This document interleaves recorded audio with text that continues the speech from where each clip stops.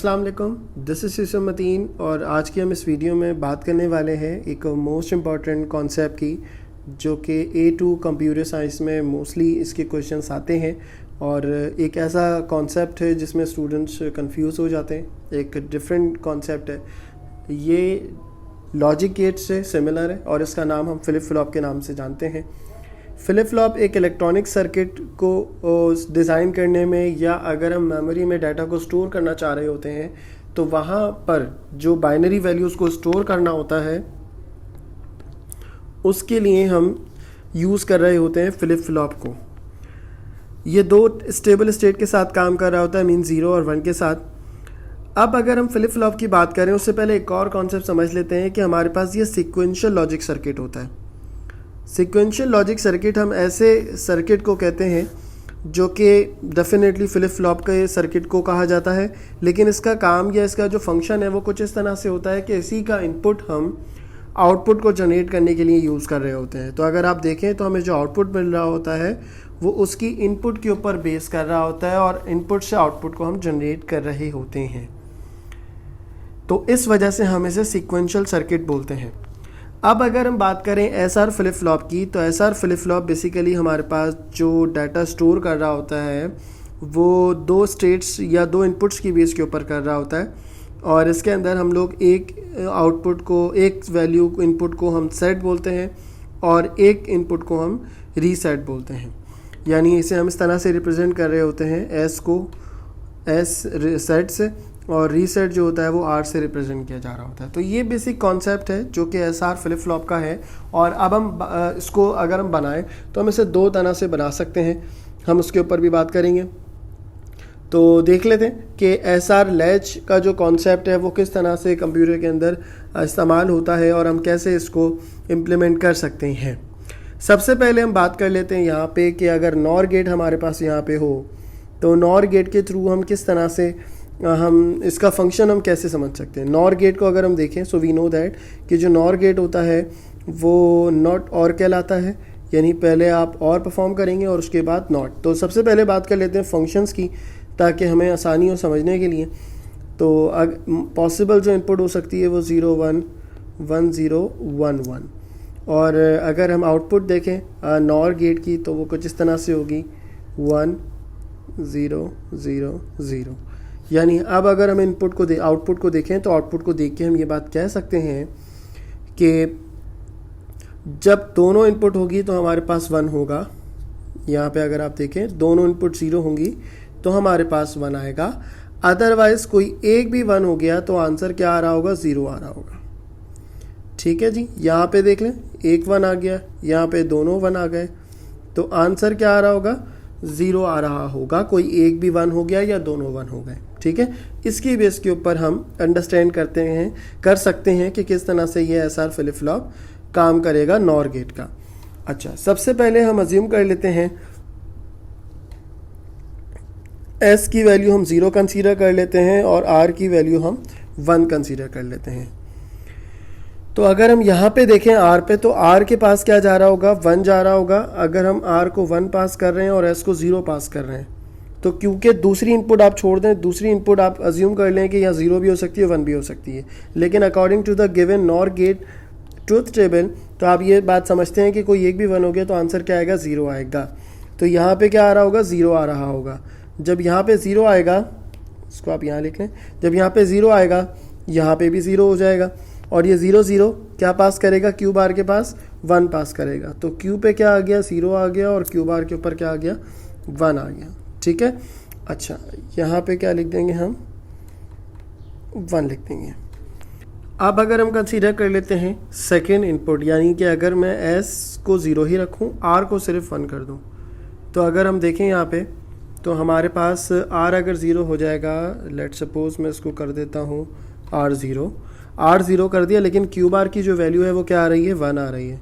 जब यहाँ पे 1 जाएगा तो कोई एक 1 हो गया तो अल्टीमेटली आंसर क्या रहेगा, क्यू का 0 ही रहेगा। तो हम यहाँ पे 0 लिखेंगे और ये वाला 0 अगेन जब यहाँ पे आएगा तो 0 और 0 क्या होते हैं, 1 होते हैं। तो क्यू बार की जो वैल्यू आएगी वो क्या आ जाएगी, 1 आ जाएगी। तो इसका मतलब ये हुआ कि यहाँ पे अगर मेरे पास लेट सपोज मैं 0 0 पास कर रहा हूँ, यानी कि तो जो पुरानी इनपुट होंगी, जो कि यहाँ पे पुरानी इनपुट क्या थी, आउटपुट थी 0 1, तो जो पुरानी आउटपुट होगी उसके ऊपर कोई फ़र्क नहीं पड़ेगा। हमें इसमें यही करना होता है कि हम जो फर्स्ट टाइम पे कंसीडर कर रहे होते हैं तो फर्स्ट टाइम पे वैल्यू हम इनपुट और आउटपुट सेट कर लेते हैं, लेकिन जब हम इस गेट को प्रॉपर पढ़ेंगे तो उसमें हमें ये आइडिया हो जाता है कि हमें 0 0 के ऊपर SR कैसे बिहेव कर रहा है। तो अभी हमें क्या पता चला कि 0 0 के ऊपर जो Q और Q बार की वैल्यूज़ हैं वो क्या हैं, 0 1 ही आ रही हैं, यानी जो पहले थी वही रिटेन करेंगी।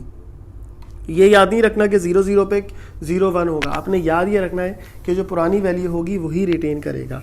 ठीक है, अब हम कंसीडर कर लेते हैं लेट सपोज 1 0। अगर हम 1 0 पास करेंगे तो फिर क्या फ़र्क पड़ेगा।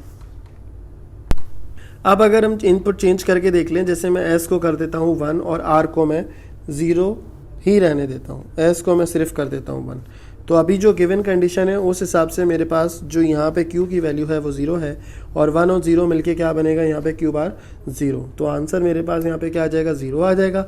जब हम 0 यहाँ से पास करेंगे और 0 0 मिलके जो नॉर गेट पे Q की वैल्यू आ जाएगी वो क्या आ जाएगी, यहाँ पे 1 आ जाएगी। यहाँ पे हमारे पास आंसर क्या आ रहा होगा, 1 आ रहा होगा। यहाँ पे हम Q के अंदर 1 लिख देंगे। ठीक है, फिर अगेन मैं क्या करता हूँ, मैं 0 0 पास कर देता हूँ दोनों में। जब मैं दोनों में 0 0 पास करूँगा तो आप देखें क्या होगा, S को मैं 0 कर रहा हूँ, तो जब मैं S को यहाँ पे 0 करूँगा, 1 और 0 आउटपुट क्या आएगा, Q बार का 0 आएगा। ठीक है, यही 0 यहाँ पे जाएगा, 0 0 Q क्या जनरेट होगा, 1 जनरेट होगा। मतलब क्या हुआ कि जब मैं 0 0 पास कर रहा हूँ, यहाँ पे भी मैंने यही काम किया, तो पुरानी वाली वैल्यू 0 1 थी तो 0 1 ही नीचे रिटर्न हुई।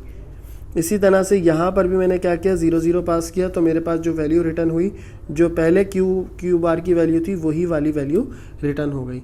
तो इस तरह से हमें ये बात क्लियर हो जाती है कि जब हम SR फ्लिप फ्लॉप नॉर की बात करेंगे तो वहाँ पे जब 0 0 पास कर रहे होंगे तो आउटपुट जो होगा वो चेंज नहीं होगा, सेम रहेगा, स्टोर करेगा। और यही काम मेमोरी करती है कि जब हमें स्टोर करना होता है तो हम 0 0 पास कर सकते हैं, तो हमारे पास जो पुरानी वैल्यू है वही रिटेन करेगी। ठीक है, अब पास कर लेते हैं 1 1। तो अगर मैं दोनों को 1 1 पास कर दूं तो देखें क्या होता है। अब अगर मैं S और R दोनों को 1 1 पास करूं तो लेट सपोज हम यहाँ पे कह देते हैं 0 आएगा। यहाँ मैंने 0 पास किया, लेकिन मैंने यहाँ पे क्या काम किया, R की जगह पे 1 पास कर दिया। अब देखें 1 और 0 क्या रिटर्न करेगा, 0 रिटर्न करेगा। तो Q और Q बार की वैल्यू, दोनों की वैल्यू क्या हो गई, 0 0 पास हो गई। जबकि ये काम यहाँ पे नहीं होता क्योंकि Q और Q बार दोनों का फ़र्क है, Q और Q बार दोनों सेम नहीं हो सकते। उसका रीज़न ये होगा क्योंकि ये कॉम्प्लीमेंट फॉर्म आप देख रहे हैं, तो कॉम्प्लीमेंट फॉर्म की वजह से दोनों का सेम होना ज़रूरी नहीं है, गलत है। अगर ये काम होता है तो हम इसको एरर कंसीडर करते हैं। ठीक है, यहाँ तक होपफुली आपको बात समझ में आ गई है। अब हम आगे थोड़ा सा मूव कर लेते हैं कि अब जो हमारे पास गिवन इनपुट्स हैं उसकी बिहेव के ऊपर किस तरह से आउटपुट जनरेट हो रहा है। अब अगर हम इसको कंक्लूड करें तो हम ये काम कह सकते हैं कि अगर S और R दोनों 0 0 होते हैं तो जो वैल्यू होती है वही रहती है, यानी स्टोर वाला काम कर रहा होता है, स्टोरेज वाला काम कर रहा होता है ये Q और Q बार। ठीक है, यानी रिटेन करता है वैल्यू।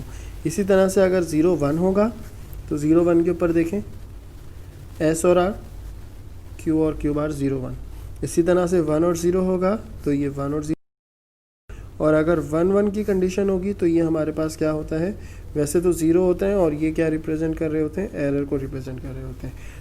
आप इसको इस तरह से भी देख सकते हैं, आप इस तरह से भी याद रख सकते हैं कि जो हमारे पास जब हम S को 1 कर रहे होंगे तो Q की वैल्यू 1 आ रही होगी और ये सेट को रिप्रेजेंट करेगी। इसी तरह से अगर मैं 0 0 पास करूँगा तो ये रिटेन कंडीशन है, ये वाली और ये वाली दो कंडीशंस जो हैं वो रिटेन होती हैं।